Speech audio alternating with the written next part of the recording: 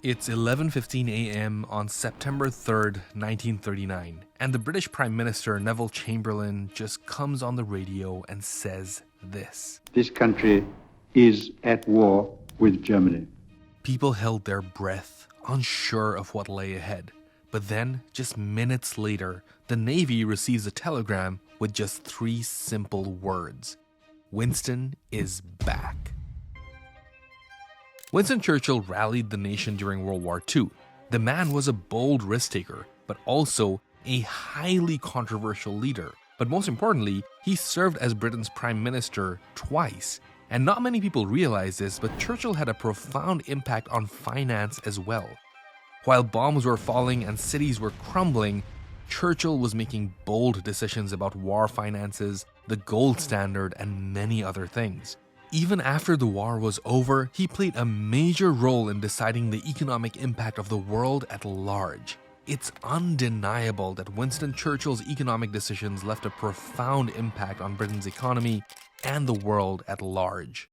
Look, you have to admit that Churchill completely changed the course of history. I mean, he managed to rally the nation during its darkest hours, helping in the defeat of one of the most horrific and inhuman dictators to have ever lived.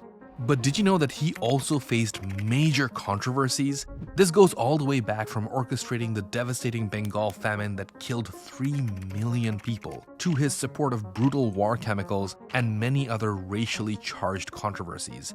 And this is strange because you just wouldn't expect these kinds of controversies from someone who helped defeat Hitler. So before we dive into these jaw-dropping moments of his life, we need to understand his motivations. What experiences shaped him and molded him? Because here's the thing, Winston Churchill was born into privilege. He was born in 1874 into one of England's most celebrated aristocratic families. His father was Lord Randolph Churchill, a political leader, and his mother was Leonard Jerome, an American heiress. Now you'd think that Churchill was destined for greatness from the get-go, but his early years tell a different story. When he was 13 years old, Churchill barely managed to get into even the lowest tier class at Harrow School, which was a boys' school near London. Moreover, his father was convinced that he was not cut out for politics or even law. He decided that the army was the best option for young Winston. And this wasn't easy at first. He certainly struggled. At first, he couldn't even pass the entrance exam into Sandhurst, a military academy. And get this, he wasn't even accepted there at first. He failed his entrance exams. He only made it in on his 3rd attempt, but once he was in, he quickly made his mark. Maybe all the struggle from his young schooling days and the high expectations from his father fueled his drive to prove himself and pursue excellence in his endeavors later on in life. Churchill eventually started to develop an interest in politics. With a father like Lord Randolph Churchill, it's impossible not to. After receiving his commission as a cavalry officer in February 1985, his imperial adventures began to fuel his growing political ambitions. Right after 1 year of leaving the army in 1900, Churchill entered into politics and secured a seat in the Parliament of Oldham. But the young and ambitious Churchill didn't quite follow in his father's footsteps. In 1904, his belief in social reform led him to make a bold move.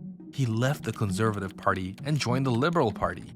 His bold ideas were not popular, but his vision for the future was undeniable. And this was proven in 1911 when Churchill became the first Lord of the Admiralty. He wasted no time and quickly set to working to modernizing the British Navy.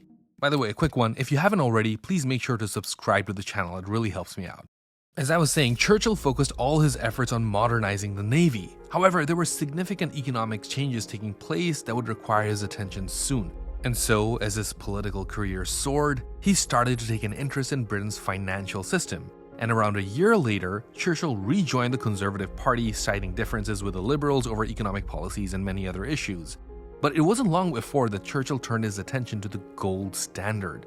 This would be an issue that would define a significant part of his career. But you see, there was a problem. Financial skills didn't come easily to him because he wasn't naturally gifted with numbers. That's why he brought in experts like John Maynard Keynes, who was a brilliant economist at the time, and listened to their advice closely. Now, most of his advice was usually unorthodox, but not always very helpful, but they shaped how he thought about finance, and it shaped his decisions later on in life. One of his first big decisions was bringing Britain back to the gold standard in 1925. You see, the gold standard had been abandoned during World War I as the country struggled with war debts and inflation. Returning to the gold standard seemed like a way to restore financial stability and boost confidence in the economy. But this all sounds good in theory. But the reality was quite different. It led to inflation, high unemployment rates, and many other issues. People felt the weight of it in their everyday lives. For instance, in 1926, the miners were hit hardest by the economic strain, and they led a nationwide strike that was one of the largest labor movements in British history. The country was thrown into turmoil with protests in the streets and unrest everywhere. And what was Churchill's response? Well, he reacted with a strict policy of austerity and even cutting military spending. Eventually, even Churchill could see that the gold standard was failing, and his confidence in it started to waver. By the early 1930s, it was clear that the policy was just not working. Unemployment remained high and the economy was just not working. And then in 1931, Britain finally abandoned the gold standard. This took a huge toll on Churchill's reputation in economic circles. And at this point, his political career might have taken a huge hit, but something else was happening beyond the country's borders that was about to change the course of history. Because just as the country was struggling with all its financial instability, a much greater threat began to emerge, and that was World War II. Chamberlain, who was a prime minister around this time, clearly was aware of Churchill's commitment to defeat Hitler. That's why he trusted Churchill to unite and lead the nation. As tensions grew, Churchill returned to his old post as First Lord of the Admiralty in 1939, and that's when a telegram went out saying, "Winston is back." Churchill stepped into the role of prime minister for the next 5 years following this. Churchill was known for making decisive and fearless decisions, and he led the nation through some of its darkest hours, from the brink of defeat to victory. So the question is, how did he do it? You see, one of Churchill's biggest skills was that he was an amazing orator, which meant he gave amazing speeches. He certainly had a bold strategy, but his heroic words fired up the nation. His speeches became so powerful that it became a rallying cry, and it gave the country the strength it needed. Now you see, Churchill knew that Britain could not fight alone, so he worked around the clock to build key alliances. He teamed up with the American president Franklin D. Roosevelt. He convinced him to sell the necessary materials to help sustain the war effort. Even though he had his doubts, he eventually worked with Stalin as well. They actually ended up working together to coordinate their actions, combining their goals to defeat a shared enemy. And it wasn't easy, but their determination to fight the Axis powers helped shape the alliance that won World War II. Now, to keep Britain's alliances strong, Churchill traveled across the globe, often on very dangerous journeys overseas. But the goal was simple: to keep the Great Alliance strong, because if it failed, so would Great Britain. It was an exhausting task, and it required a lot of coordination, manpower, and resources. Now, while Churchill was working towards making the Great Alliance even stronger, another glaring issue came to light, and that was they were running out of money. Churchill was desperately trying to figure out how Britain could continue its fight against Germany when its gold and currency reserves were running low. In an urgent need to solve this money problem, Churchill wrote a letter to President Franklin D. Roosevelt in early December 1940. He wrote, "The moment approaches when we shall no longer be able to pay cash for shipping and other supplies." And Roosevelt didn't disappoint him. He responded with a Lend-Lease program that would answer Churchill's request for more funds. The idea of a Lend-Lease program was not entirely new because it was inspired by the early Destroyers for Bases agreement. In that deal, the United States gave Britain 50 old Navy destroyers in exchange for 99-year leases on land in Newfoundland and the Caribbean in 1940. Anyway, the Lend-Lease program took this concept even further. You see, the US had an isolationism policy, which basically meant that they had a policy to avoid any kind of entanglement with foreign conflicts. And yes, I know how ironic that sounds. But this Lend-Lease program between the US and Great Britain was a really smart strategy because it bridged the gap between isolationism and supporting an ally. On one hand, it benefited Britain because it was in dire need of tanks, planes, foods, and supply. And on the other hand, the US could help without technically ending its isolationist policy because they weren't actually entering the conflict themselves, they were just providing the cash. So this Lend-Lease program was definitely helping Britain stay in the fight. However, Churchill knew that the war was not going to be won with equipment and cash alone. Another important factor was resilience from his troops. Morale would sometimes waver, but Churchill would continue to push forward. And then the famous moment came when thousands of British and Allied troops were stranded on the beaches of Dunkirk.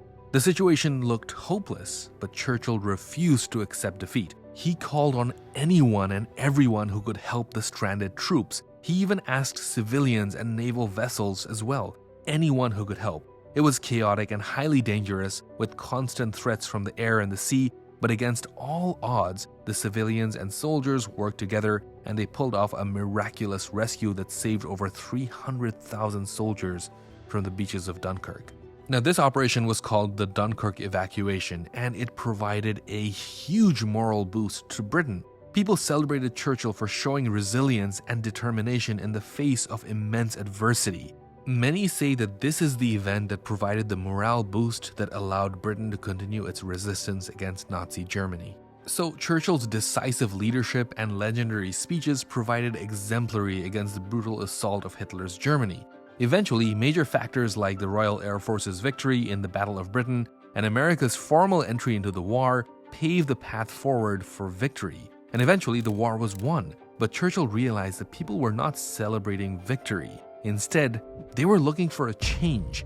On 26 July 1945, the results of the general election came in, and in one of the biggest surprises in British political history, the Labour Party won by a landslide. Churchill and the Conservatives were voted out despite having won the war. You see, the loss reflected the public's desire for change and social reforms. The Labour's promises of a national health service, nationalization of key industries, and post-war rebuilding strongly resonated with the voters.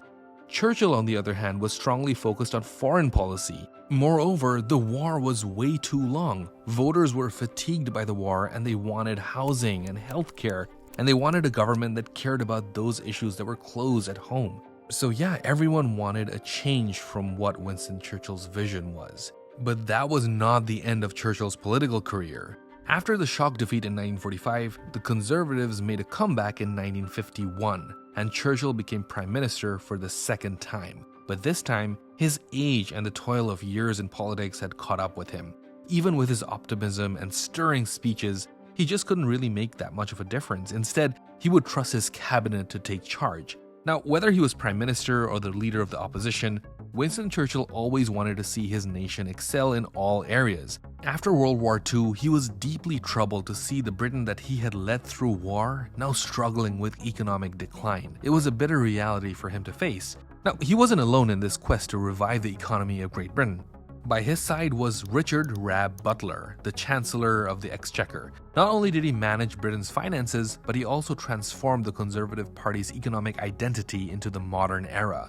Now, Butler was aware of the Keynesian principles that would help Britain stabilize their economy. However, this time they needed a steady hand. Butler saw how the previous government's use of Keynesian principles had helped, and he decided to build on their success. Winston Churchill believed in Butler's economic policies and placed a lot of trust in him. This goes back to my earlier point about Churchill knowing that he wasn't best with his numbers and therefore not in financial policy, but he had a record of relying on experts to seeing his vision through. That's why his reliance on Butler is actually not that much of a surprise. So what exactly was Churchill and Butler's approach? Their main focus and their principle was on strengthening the economy. And they did this by implementing policies to ensure full employment, preserving the welfare state, and investing in Britain's nuclear defense program for security. Now, there's no doubt that this approach seemed like a good start towards recovery, but still, there were a lot of matters that required urgent attention. For example, how could a country already struggling with limited resources manage rationing without plunging into an even greater crisis?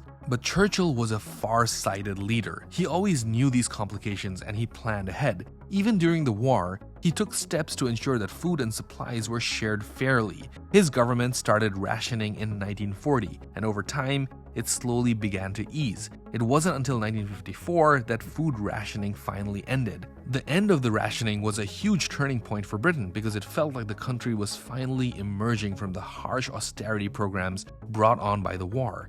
Now, the British people saw this as a huge morale boost and proof that there were better days ahead. But that's not the end of the story. The war left many homes destroyed by German bombing raids. Many people were in urgent need of housing around this time, and Churchill's government fulfilled the promise of providing 300,000 affordable and decent housing for all. And this was in fact a very big step in rebuilding the country. It picked up where the Labour government had left off. Today, far too many politicians make similar promises, but they often fail to follow through. Too often, these promises get lost in politics, red tape, or shifting priorities. Anyway, back to Churchill. The bombed-out buildings and ration books were only part of the story because people needed more than just roofs over their head. They needed healthcare, security, and a hope for a better future. Churchill understood that when people's basic needs are taken care of, they can thrive and contribute more. This helps the country and the economy grow, so his government worked within the framework of what the Labour Party had started.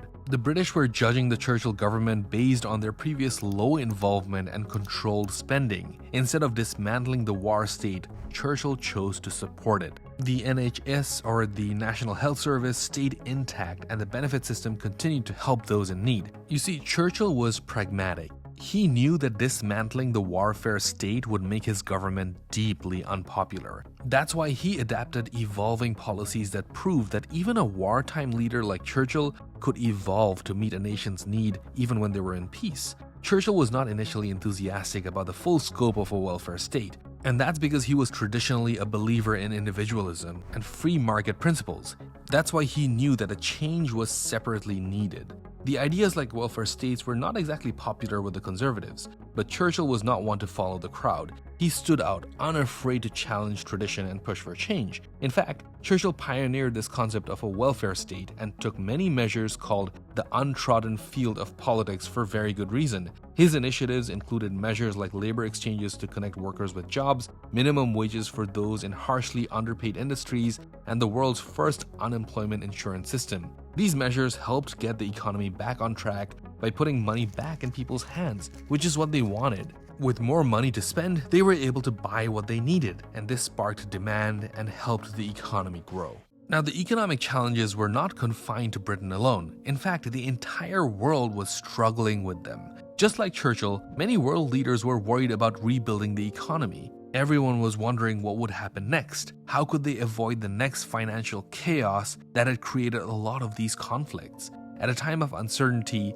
two of the most powerful leaders at the time met aboard a ship in the North Atlantic. Together, Franklin D. Roosevelt and Winston Churchill signed the Atlantic Charter. And this piece of document led to the creation of the Bretton Woods Conference in 1944. Now, the delegates of this conference shared a common point. According to them, the Second World War didn't just happen by chance. They believed that it was caused by economic failures followed by World War I. According to them, the problem started with the harsh reparations placed on countries after the First War and the protectionist trade policies that followed. And Churchill's voice added to these discussions. He supported the idea that the economic instability caused by the Great Depression made matters worse. Having said that, it's also important to note that he believed that the broader political and military issues post-World War I also contributed significantly to the Second World War's outbreak. Anyway, the delegates of the Bretton Woods Conference knew that if the world economy was going to recover, they had to find a way to make trade easier and prevent future conflicts over resources and money. So all the delegates agreed to share a common goal of encouraging free trade in foreign exchange and creating a foundation for lasting international economic stability. And this was the birth of the Bretton Woods system, and it changed the course of economic policy and financial history. You see, it was a clever agreement where countries tied their currencies to the US dollar, and the dollar itself would be backed by gold at a fixed rate of $35 per ounce. This setup provided stability and made international trade more predictable and less risky, and it helped to lay the groundwork for global economic cooperation. But that's not all. The agreement led to the creation of the International Monetary Fund, or the IMF, and the World Bank. These two institutions were tasked with ensuring global economic stability and promoting development worldwide. You see, Churchill was crucial to the Bretton Woods system. He provided strong political leadership and support for international economic cooperation, and in the process, he ensured that Britain played a key role in shaping the post-war financial order alongside the United States. Now, at the same time Churchill was carving out his own path, the world was moving towards collectivism. but he stood firm for the free market policies. Around this time, the Labour Party started to grow stronger, and the Liberals were starting to lose power, and Churchill remained a strong voice for capitalism. His powerful speeches openly challenged the leader of the opposition, Clement Attlee's socialist tendencies. He continued warning that socialism could hurt Britain's future. Between 1954 and 1951, Churchill was actually in the opposition party, and yet, during this period, he delivered some of his most inspiring speeches against socialism and in the favor of free markets. If we reject the narrow, cramping doctrines of socialism, we shall surely find the way under a faithful and tolerant government. He believed that socialism could threaten individual freedom, economic progress, and Britain's position as a key financial powerhouse. His words left a deep impression on young Margaret Thatcher as well. It was the result of his words that decades later she put together a vision of economic liberty into action. You see, Churchill's speeches were more than just political arguments. They were powerful calls for freedom and economic growth that resonated with many people. There was this one instance in October 1945 where he stood in the Commons and he said these words: "The inherent vice of capitalism is the unequal sharing of the blessings. The inherent blessing of socialism is the equal sharing of misery." But not everything in Churchill's time in power was smooth sailing. Despite his many achievements, Churchill faced criticism for several of his decisions, some of which still stirred debate today.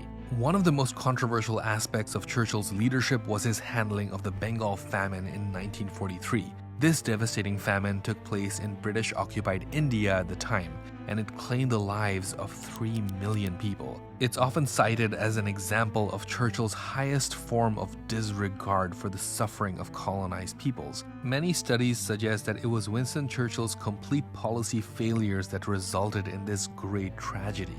The fact that Churchill was fully aware of the severity of the famine but did nothing or very little to alleviate the suffering of the Indian people raised many eyebrows. In fact, relief efforts were made by the end of 1943 with the arrival of the new Viceroy Field Marshal Lord Wavell, but unfortunately it was too late by that time. Another controversy surrounding Churchill was his deeply held racial views. John Charmley, who was the author of the book Churchill, The End of Glory, actually said Churchill saw himself and Britain as being the winners of the social Darwinian hierarchy. Also, Churchill's stance on the use of chemical weapons was heavily controversial. During his time as Minister of War and Air in 1919, Churchill penned a memo expressing the support of using poison gas. He suggested that it could be used against what he described as uncivilized tribes. He was referring to the Kurds and the Afghans at the time. He actually said, and I quote, "I cannot understand this squeamishness about the use of gas." And this just goes to show his view of how colonized people should be treated.